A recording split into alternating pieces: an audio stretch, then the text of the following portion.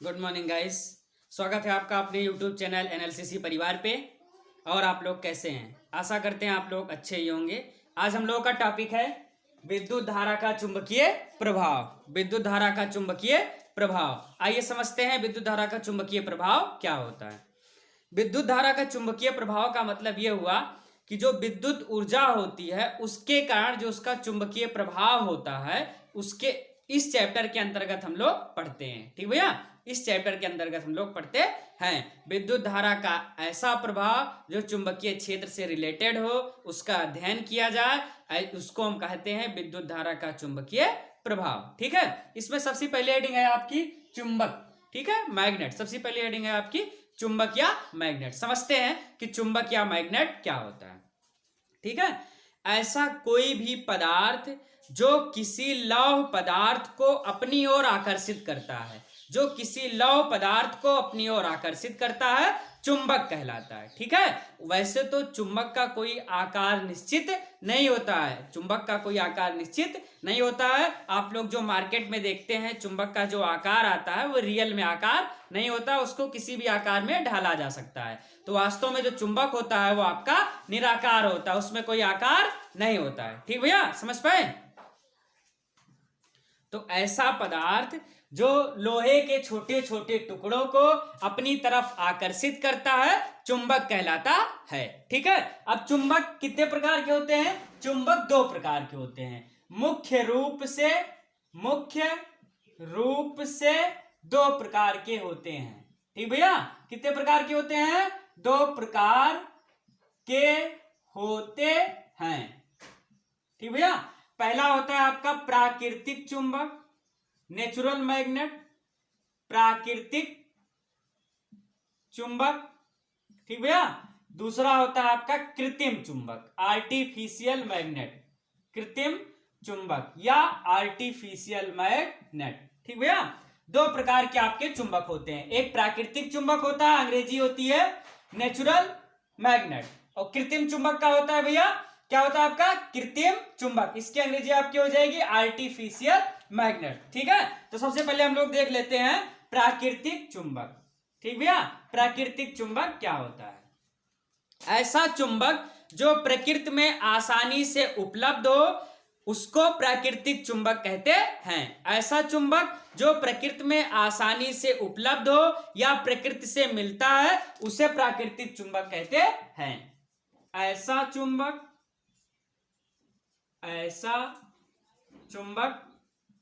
जो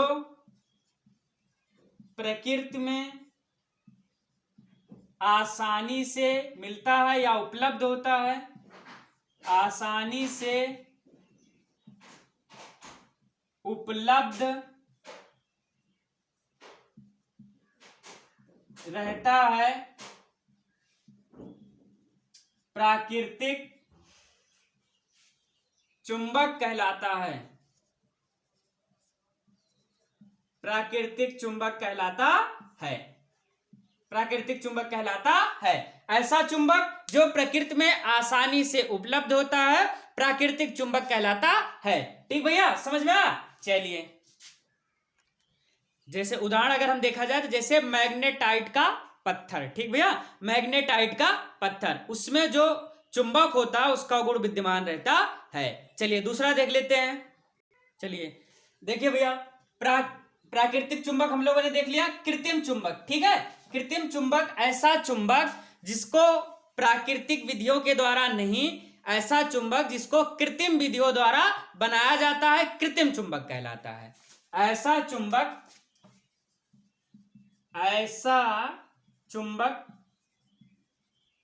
जिसको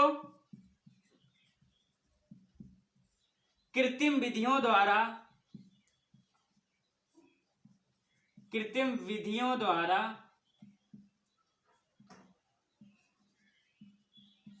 बनाया जाता है,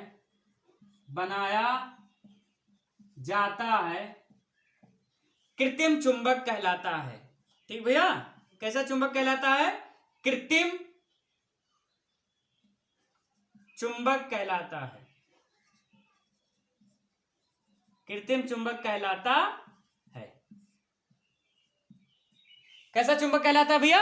कृत्रिम चुंबक कहलाता है। जैसे कि अब किस से बनाया जाता है? जैसे कि कोबाल्ट से बनाया जाता है। किससे भैया? कोबाल्ट और इस्पात। ठीक भैया, ये दो उदाहरण आपके। कोबाल्ट से भी बनाया जाता है और इस्पात से भी बनाया जाता है। तो ये दोनों आपके थे। ये चुंबक था, चुंबक का पहला प्रकार था, दूसरा प्रकार था, उसकी आपकी पूरी डिफिनेशन थी। ठीक, सब लोग स्क्रीनशॉट ले लीजिएगा। चलिए बढ़ते हैं हम लोग अगले टॉपिक की तरफ।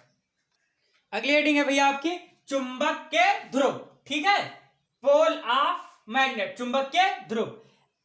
चुंबक के ऐसे दोनों सिरे जहां पे चुंबकत्व का अनुभव ज्यादा किया जा सकता है, चुंबकत्व का सबसे ज्यादा अनुभव किया जा सकता है, उसे चुंबक का ध्रुव कहते हैं। चुंबक का ध्रुव दो प्रकार के होते हैं। कितने प्रकार के होते हैं?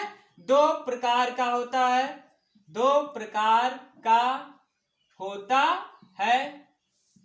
ठीक भैया, दो प्रकार का होता है। पहला प्रकार है आपका उत्तरी ध्रुव। कैसा ध्रुव भैया? उत्तरी ध्रुव। ठीक है, नॉर्थ पोल। दूसरा है आपका भैया दक्षिणी ध्रुव। दूसरा है आपका भैया दक्षिणी ध्रुव। ठीक भैया, दक्षिणी ध्रुव अंग्रेजी साउथ पोल। ठीक, तो ये चुंबक के दो ध्रुव होते हैं। ठीक भैया, पहला होता है उत्तरी ध्रुव और दूसरा होता है दक्षिणी ध्रुव। ठीक, अगली हेडिंग की तरफ बढ़ते हैं। आपकी अगली हेडिंग है भैया चुंबक के गुण। ठीक है, मुख्य रूप से चुंबक के दो गुण होते हैं। पहला गुण क्या होता है कि चुंबक के दोनों सिरे पर चुंबकत्व का अनुभव सबसे ज्यादा किया जा सकता है और सबसे कम उसके मध्य में किया जा सकता है। ठीक भैया, अगर मान लीजिए एक चुंबक ये है, ठीक, ये इसका उत्तरी ध्रुव है और ये दक्षिणी ध्रुव है, तो यहां पे सबसे ज्यादा अनुभव किया जाएगा और यहां पे, ठीक, और सबसे कम इस बिंदु पे। यहां पे कम भैया होगा और इन दोनों स्थितियों में अधिक। समझ पाए? तो जो चुंबकत्व का गुण है, जो उस किसी को लोहे के कण को अपनी तरफ आकर्षित करने की जो उसकी क्षमता होगी वो यहाँ पे ज्यादा होगी और इस स्थिति में सबसे कम होगी, इस बिंदु पे सबसे कम होगी। ठीक भैया, और दूसरा क्या है कि चुंबक का सबसे बड़ा गुण ये है कि जो समान ध्रुव होते हैं वो एक दूसरे को प्रतिकर्षित करते हैं। ठीक भैया, समान ध्रुव जो होते हैं वो एक दूसरे को प्रतिकर्षित करते हैं और जो असमान ध्रुव होते हैं वो एक दूसरे को आकर्षित करते हैं। ठीक, समझिए कैसे। मान लीजिए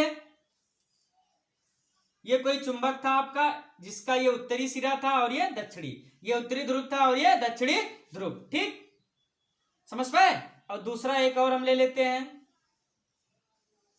जिसका ये उत्तरी है और ये दक्षिणी है, तब ये एक दूसरे से जुड़ जाएंगे। ठीक भैया, क्यों जुड़ जाएंगे?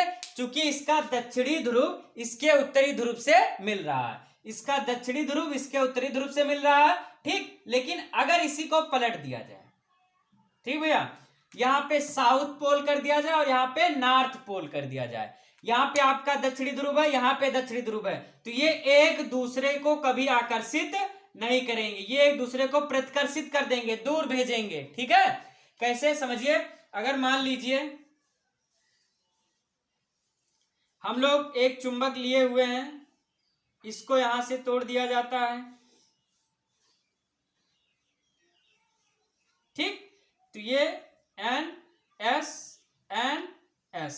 ठीक, जितने भी छोटे से छोटे टुकड़े में आप तोड़ते जाएंगे चुंबक को, वो अपने ध्रुवों में बढ़ता जाता है। मान लीजिए इतना बड़ा अगर आपका चुंबक है, इसको आपने आधे पर से तोड़ दिया, अगर यहां से तोड़ देते हैं तब भी इसमें अलग अलग ध्रुव बन जाएंगे। ऐसा नहीं है कि उत्तरी ध्रुव इधर है दक्षिणी ध्रुव इधर है तो उत्तरी ध्रुव अलग हो गया तो दक्षिणी ध्रुव अलग हो गया, कदापि ऐसा नहीं होगा भैया।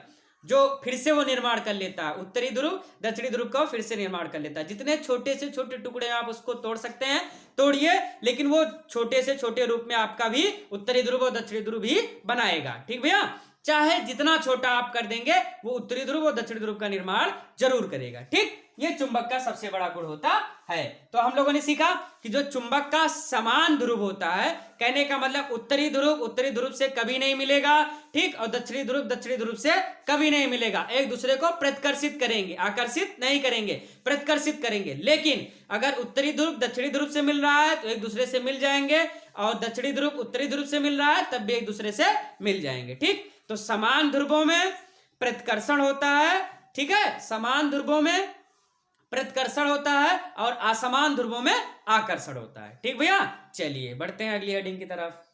चलिए भैया, अपनी अगली हेडिंग है भैया चुंबकीय क्षेत्र, मैग्नेटिक फील्ड। चलिए समझते हैं चुंबकीय क्षेत्र क्या होता है। ऐसा क्षेत्र जहां पे चुंबकीय प्रभाव का अनुभव किया जा सके चुंबकीय क्षेत्र कहलाता है, या फिर ऐसा क्षेत्र जहां पे चुंबकीय बल का अनुभव किया जा सके उसको चुंबकीय क्षेत्र कहते हैं। चलिए समझिए कैसे। मान लेते हैं ये एक चुंबक है भैया, इसका उत्तरी ध्रुव ये और दक्षिणी ध्रुव ये, ठीक है।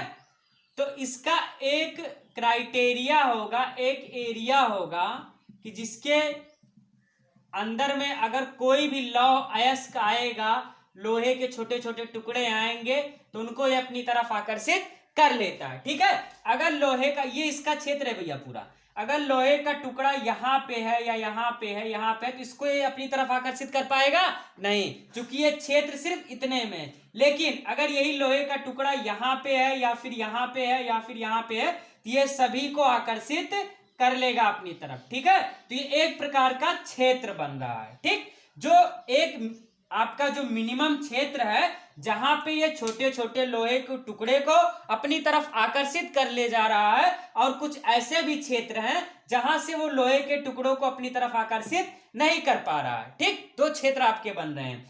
तो ऐसा क्षेत्र जहां से चुंबक अपने छोटे से छोटे टुकड़ों को, लोहे के छोटे से छोटे टुकड़ों को अपनी तरफ आकर्षित कर लेता है, उसको क्या बोला जाता है? चुंबकीय क्षेत्र बोला जाता है। ठीक, दूसरे शब्दों में वह क्षेत्र जहां पे चुंबकीय बल का अनुभव किया जा सके चुंबकीय क्षेत्र कहलाता है। समझ में आया भैया? कोई दिक्कत किसी को नहीं होनी चाहिए। चलिए आगे बढ़ते हैं भैया।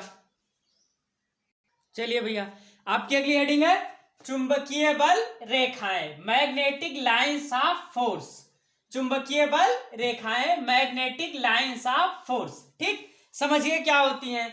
चुंबकीय बल रेखाएं वे काल्पनिक रेखाएं होती हैं जो किसी भी चुंबक के उत्तरी ध्रुव से शुरू होकर के दक्षिणी ध्रुव पे खत्म होती हैं, जो किसी भी चुंबक के उत्तरी ध्रुव से शुरू होकर के दक्षिणी ध्रुव पर खत्म होती हैं। ये मान लीजिए आपका एक चुंबक है, मार्कर को ध्यान से देखिएगा भैया, ये आपका एक चुंबक है, ये इसका उत्तरी सिरा है और ये दक्षिणी सिरा है। ये उत्तरी ध्रुव हो गया आपका और ये दक्षिणी ध्रुव हो गया। तो इसमें आपको कहीं पे रेखाएं नहीं दिखेंगी, ये काल्पनिक रेखाएं होती हैं, ये वास्तव में होती नहीं है, ऐसा माना जाता है। ठीक भैया, तो यहां से जो शुरू होंगी ये रेखाएं और ऐसे आकर के फिर ऐसे इस पे खत्म हो जाएंगी। यहां से शुरू होंगी फिर ऐसे ऐसे आकर के यहाँ पे खत्म होंगी। ठीक, फिर ऐसे शुरू होंगी, यहां से आकर के ऐसे खत्म हो जाएंगी। तो इसके उत्तरी ध्रुव से शुरू होती हैं और दक्षिणी ध्रुव पे खत्म हो जाती हैं। ठीक, चलिए देखते हैं ग्राफ के रूप में। एक चुंबक हम लोग ले लेते हैं, इसका ये उत्तरी सिरा है और ये दक्षिणी सिरा, ये उत्तरी ध्रुव है और ये दक्षिणी ध्रुव है। तो चुंबकीय बल रेखाएं ऐसे होती हैं।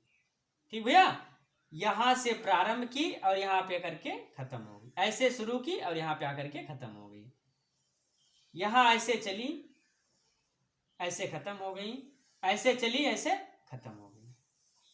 ठीक भैया, तो आप देखिए ये रेखाएं जो है इनका सबसे बड़ा गुण क्या है, ये उत्तरी ध्रुव से शुरू होती हैं और दक्षिणी ध्रुव पे समाप्त होती हैं। ठीक भैया, ये उत्तरी ध्रुव से शुरू हुई और ऐसे आकर के दक्षिणी ध्रुव पे समाप्त हो गई। ये उत्तरी ध्रुव से शुरू हुई और ऐसे आकर के पूरा आपका दक्षिणी ध्रुव पे समाप्त हो गई। तो चुंबकीय बल रेखाएं वे काल्पनिक रेखाएं होती हैं जो किसी चुंबक के उत्तरी ध्रुव से शुरू होकर के दक्षिणी ध्रुव पे समाप्त होती हैं। उत्तरी ध्रुव से शुरू होकर के दक्षिणी ध्रुव पे समाप्त होती हैं। भैया कोई दिक्कत, किसी को कोई कष्ट नहीं होना चाहिए। चलिए अब इसके कुछ प्रॉपर्टीज होती हैं, जो मैग्नेटिक लाइंस ऑफ फोर्स होती हैं, जो चुंबकीय बल रेखाएं होती हैं, इनकी कुछ प्रॉपर्टीज होती हैं, कुछ इनके गुण होते हैं। ठीक भैया, वो देख लेते हैं। जैसे कि इसका सबसे पहला गुण आप देख रहे होंगे, यह है कि ये रेखाएं कभी भी एक दूसरी रेखा को प्रतिच्छेदित नहीं करती हैं। ठीक भैया, एक दूसरे को काटती नहीं है। जो रेखा जहां से है वो ऐसे निकल के चली जा रही है। आप देखिए, अगर ये वाली हम लोग रेखा लेते हैं, ठीक, और ये वाली हम लोग रेखा लेते हैं, तो दोनों रेखाएं देखिए एक दूसरे को कहीं पे काट रही हैं? नहीं काट रही ना, एक दूसरे से अलग ही चल रही हैं। तो इनका सबसे बड़ा गुण क्या होता है कि ये रेखाएं एक दूसरे को कभी प्रतिच्छेदित नहीं करती हैं। दूसरा गुण क्या होता है? दूसरा गुण इनका ये होता है कि ये चुंबकीय बल रेखाएं उत्तरी ध्रुव से शुरू होती हैं और दक्षिणी ध्रुव पे समाप्त होती हैं। उत्तरी ध्रुव से शुरू होती हैं और दक्षिणी ध्रुव पे समाप्त होती है। तो इनकी दो मुख्य रूप से आपकी प्रॉपर्टीज हुई। ठीक भैया, चलिए बढ़ते हैं अगले टॉपिक की ओर। चलिए भैया, आपकी अगली हेडिंग है फ्लेमिंग का बाएं हाथ का नियम, जो कि मोस्ट इंपॉर्टेंट हेडिंग है। फ्लेमिंग के बाएं हाथ का नियम, चलिए पहले समझते हैं फ्लेमिंग के बाएं हाथ का नियम। बहुत ही आसान तरीके से आपको मैं बताऊंगा, बहुत ही आसान तरीके से। सिर्फ समझना है, जितना मैं आपको समझाऊंगा सिर्फ उतना ही आपको समझना है। चलिए, ये देखिए मेरा बाएं हाथ का उंगलियां है ये, ठीक। तो सबसे पहले फ्लेमिंग ने क्या बताया था कि अपने बाएं हाथ की उंगलियों को, ठीक, अपने बाएं हाथ की 3 उंगलियां, कौन कौन सी? अंगूठा, तर्जनी और मध्यमा। अंगूठा, तर्जनी और मध्यमा, ठीक। अपने बाएं हाथ की उंगलियों को इस प्रकार फैलाएं कि ये एक दूसरे के लंबवत रहें, ठीक। अब आप देखिए, जो ये तर्जनी उंगली है आपकी, यहां से यहां तक लेकर के देखिए, ये इस पे लंब है कि नहीं अंगूठा, ठीक। ऐसे, अब ऐसे देख लीजिए, ये आपकी जो मध्यमा उंगली है इस पे तर्जनी उंगली लंब है आपकी, ठीक भैया। तो ऐसे एक दूसरे के लंबवत रहें, ध्यान से देखते रहिएगा, ठीक। तो फ्लेमिंग ने कहा कि यदि हम अपने बाएं हाथ के अंगूठे को, उंगलियों को इस प्रकार फैलाएं कि ये तीनों एक दूसरे के लंबवत रहें, कौन कौन? अंगूठा, तर्जनी और मध्यमा एक दूसरे के लंबवत रहें, तो यदि चालक पर लगने वाला चुंबकीय क्षेत्र जो है, जो चुंबकीय क्षेत्र है उसकी दिशा तर्जनी उंगली, ठीक है, विद्युत धारा की दिशा मध्यमा उंगली प्रदर्शित करे, तो चालक पर लगने वाले बल की दिशा को अंगूठा प्रदर्शित करेगा, ठीक भैया, अंगूठा प्रदर्शित करेगा। चलिए, ये तो था कठिन विधि। अब आसान सुनिए। आसान कैसे हम लोग समझ सकते हैं? आसान ऐसे समझ सकते हैं, इसको आप फादर मान लीजिए, इसको मदर मान लीजिए और इसको चाइल्ड मान लीजिए, ठीक। फादर हम लोगों ने क्या माना? फादर का मतलब उसका पहला लेटर एफ, एफ का मतलब फोर्स अर्थात बल, ठीक। मदर क्यों माना? मदर का मतलब कैपिटल एम, एम का मतलब क्या हुआ? मैग्नेट अर्थात चुंबक, ठीक भैया, मैग्नेट का मतलब चुंबक। और चाइल्ड क्यों माना? चाइल्ड का मतलब सी, सी का मतलब क्या हुआ? करंट, करंट हुआ आपका ना, करंट का मतलब विद्युत धारा, ठीक। अब समझिए, यदि हम अपने बाएं हाथ की तीनों उंगलियों को, अंगूठा, मध्यमा और तर्जनी को इस प्रकार फैलाए कि ये तीनों एक दूसरे के लंबवत रहें, यदि तर्जनी उंगली चुंबकीय क्षेत्र की दिशा और मध्यमा उंगली विद्युत धारा की दिशा को प्रदर्शित करे, तो अंगूठा चालक पर लगने वाले बल की दिशा को प्रदर्शित करेगा, ठीक भैया। चालक पर लगने वाले बल की दिशा को अंगूठा प्रदर्शित करेगा। समझ पाए भैया? चलिए और आसान से समझते हैं। चलिए भैया, आप लोग चित्र देखिए। जैसा कि हम लोग अभी हमने आपको बताया कि पहले को हम लोग फादर मान लेते हैं, ठीक भैया, दूसरे को मदर मान लेते हैं और तीसरे को चाइल्ड मान लेते हैं। अब इसका एफ ले लेते हैं। एफ का मतलब क्या हो गया बेटा? फोर्स, ठीक भैया, फोर्स हो गया। इसका यम ले लेते हैं, यम हो जाएगा मैग्नेट, क्या हो जाएगा? मैग्नेट। इसका सी ले लेते हैं, सी का मतलब करंट। इसका मतलब क्या हुआ भैया? बल। इसका मतलब क्या हुआ? चुंबक। और इसका मतलब क्या हुआ? धारा, ठीक। ये हो गया आपका चुंबकीय क्षेत्र, ये हो गया आपका विद्युत धारा और ये हो गया आपका चुंबकीय बल, ठीक भैया, चुंबकीय बल। तो हमको पहले अंगूठा को फादर मानना है, तर्जनी को मदर मानना है, इसको चाइल्ड मानना है। इसको आप आसानी से याद रख सकते हैं, father mother child, father mother child, father mother child, ऐसे याद रख सकते हैं, ठीक है। तो देखिए इन्होंने क्या कहा था, फ्लेमिंग ने क्या कहा था, यदि हम अपने बाएं हाथ की तीनों उंगलियों को अंगूठा, तर्जनी और मध्यमा को इस प्रकार फैलाए कि तीनों एक दूसरे के लंबवत रहें, तो यदि तर्जनी उंगली चुंबकीय क्षेत्र की दिशा को प्रदर्शित करे, मध्यमा उंगली विद्युत धारा की दिशा को प्रदर्शित करे, तो अंगूठा चालक पर लगने वाले बल की दिशा को प्रदर्शित करेगा। अंगूठा चालक पर लगने वाले बल की दिशा को प्रदर्शित करेगा। ठीक भैया, समझ में आया? आशा करते हैं आप लोगों को बहुत अच्छे से समझ में आया होगा। अगर आप लोग स्क्रीनशॉट लेना चाहते हैं तो ले लीजिए। चलिए, सो गाइस, अगर आपको ये वीडियो पसंद आया हो तो प्लीज लाइक करें, कमेंट करें और हमको बताएं कि वीडियो आपको कैसा लगा, और चैनल को सब्सक्राइब जरूर करो जरूर। अगर आपको लगता है कि और वीडियो इस पे आपको चाहिए तो लिंक डिस्क्रिप्शन में दिया गया है, वहां से जाकर के आप उसको देख सकते हैं। ठीक है, और आपको किसी भी तरह की कोई भी समस्या होती है, कोई भी क्वेश्चन पूछना है, कोई भी चीजें होती हैं आपको अगर पूछना है, तो आपको डिस्क्रिप्शन में हमारा कॉन्टेक्ट नंबर मिल जाएगा, वहां से जाकर के आप हमसे बात कर सकते हैं, या फिर फेसबुक पे हमको फॉलो कर सकते हैं, इंस्टाग्राम पे फॉलो कर सकते हैं, जैसे आपकी इच्छा हो आप हमको फोन भी कर सकते हैं। ठीक है, बहुत बहुत धन्यवाद।